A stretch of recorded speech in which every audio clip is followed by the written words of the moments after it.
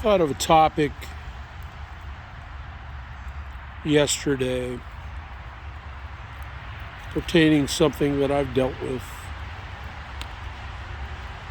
in my job when I used to work. Politics. I'm not talking about office politics. I'm talking about real politics. And I don't want to cover national or state politics, even though these do relate and are probably tied in, doing the same things, the same scams. But I'm going to talk local politics.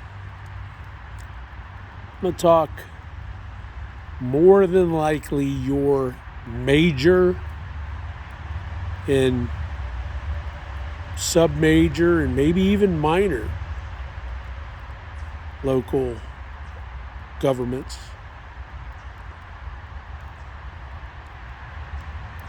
The thing that my father told me, and this kind of goes against the normal saying, but he is correct, and the normal saying is wrong. He used to say when I was actually little, and we're talking 50 years ago, it's who you know and who you blow.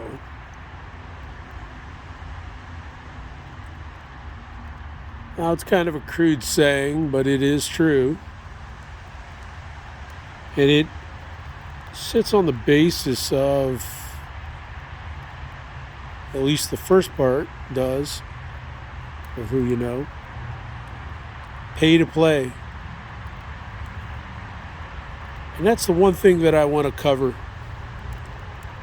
that is pertaining to local, because I have seen it firsthand. And it isn't stopped. And it isn't dealt with.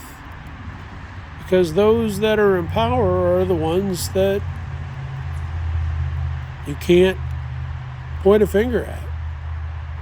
Unless somebody else in power and with money will point a finger at it. Face it, it's rampant. Especially throughout the United States. It is rampant. The pay-to-play scheme.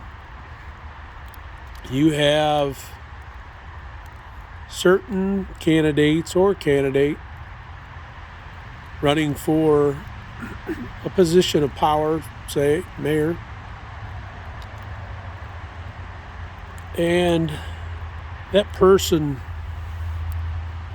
needs money to run his campaign, and you have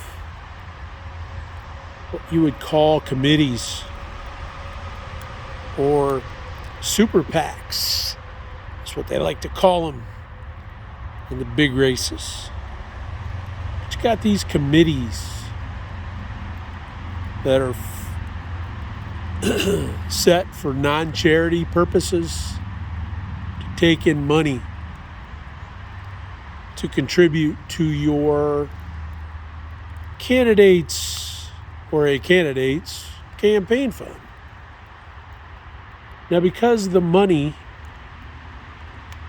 is set through a committee or a super PAC, the names of the individuals putting the money into the committee or the super PAC are not released and not a part of an official contribution. Now, I'm sure if a court sets an order to release those names, or a court takes issue with it, which they don't, because they're doing the same thing. Their money comes from relatively the same place the judges do. I could cover that at some other point, but I'm not. I'm just going to cover the race I was talking about. So these certain individuals and consultants do certain work for that local government and also certain set employees that contribute to this committee.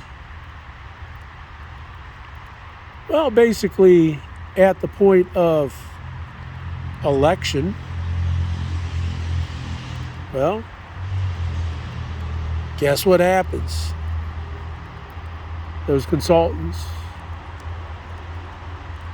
are the ones that get the jobs, whether it be through designing something like a roadway or reorganization of a department which is not needed, or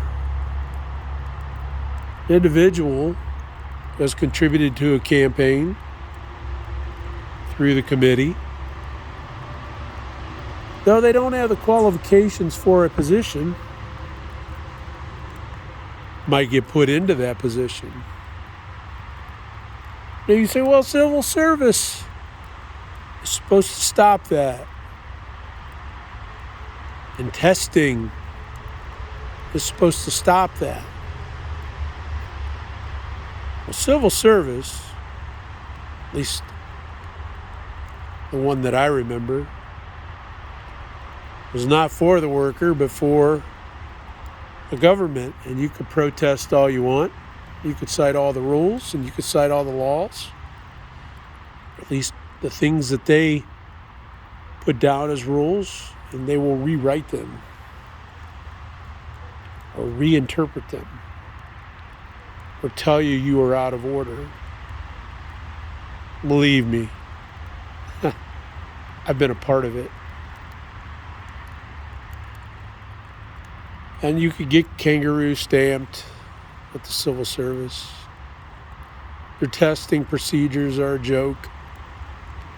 Sometimes if they want a certain candidate, they'll utilize a 3-person panel, and at least one on that 3-person panel will be set to grade all the other candidates very low, while the candidate that the government wants is basically gets banner scores. And believe me, I've seen that happen countless times. I've seen qualifications for positions where you were required to have a professional license. All of a sudden, those qualifications were rewritten so that that other person qualified. And the testing of that person, they became number one on the list because they were allowed to take the test even though they shouldn't have been allowed to take that test. So you could say, oh, that doesn't happen. No. Who oversees the civil service? Who oversees the government when they do this pay to play? Nobody. You can say, well, the state, federal. Sorry, they're in it too. They all do it in one form or another. Let's jump back on the consultants for a minute. So these consultants that get pay into the committee or the super PAC or whatever you want to call it, well, in the consultant selection process, whatever job that may be, Guess who comes out number one? Number two. Maybe even number three. Now, selection doesn't have to be number one. Doesn't have to be number two. It could be number three. As long as the consultant sits in the top three usually. And then once they get that job, they may not be even qualified to do that job or capable of doing that job. I've seen consultants screw up so many things and so many jobs. Isn't funny. And then they continually get work. I've seen consultants get contracts that were blanket contracts that were ludicrous. And the amount of money that they would get for a large-scale project while just padding numbers and padding the amount of money that is coming into them, because it's a blanket contract and they can build whatever they want. We even had the lead of our organization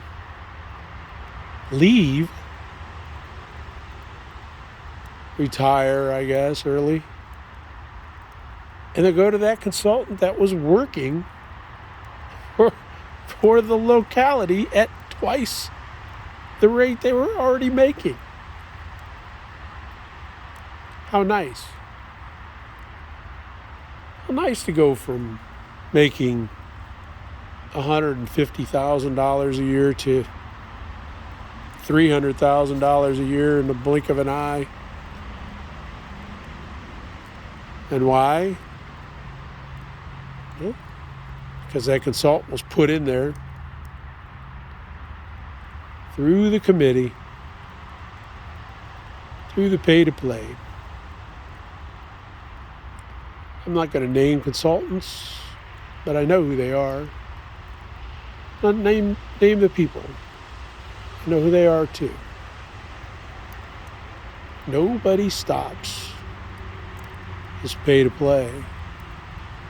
Like I said, it's rampant. And there are other schemes and scams that are run. And I'll mention one more before I end this video. It's those consultants that are part of that committee, pay into the committee, and then they get hired in to the government while they still have their companies. Exactly. They get hired into a government position while they still have their private company to make decisions based on whatever they think would be necessary and technically whatever would benefit them. That's how the game is played. I saw 10 positions filled by people that were completely lost and unqualified, but because of who they know and the amount of money they paid into the committee, they got the pay to play and then the payola back through your tax money. That's how it works. So don't ever think that the ones that are out there designing things or reorganizing things are on the up and up, because they're not. It's all about a pay-to-play type scheme.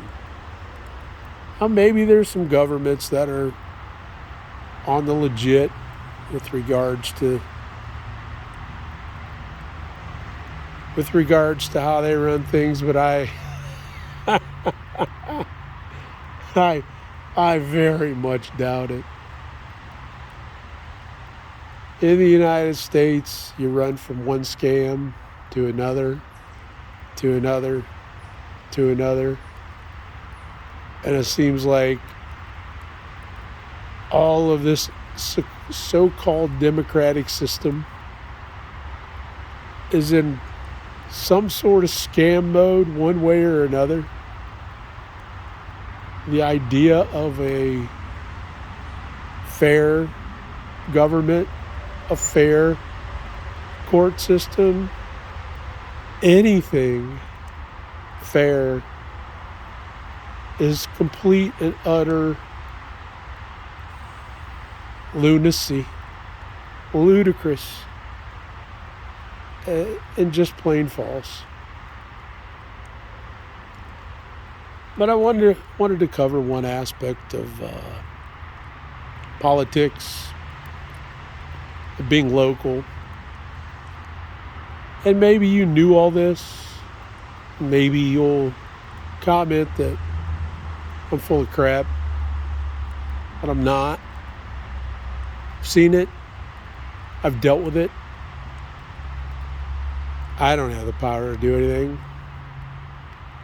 And now I'm just some old man drinking my beer by the fire, relaxing, laughing at the politics that people don't know about. Maybe someday it'll change. Very doubtful.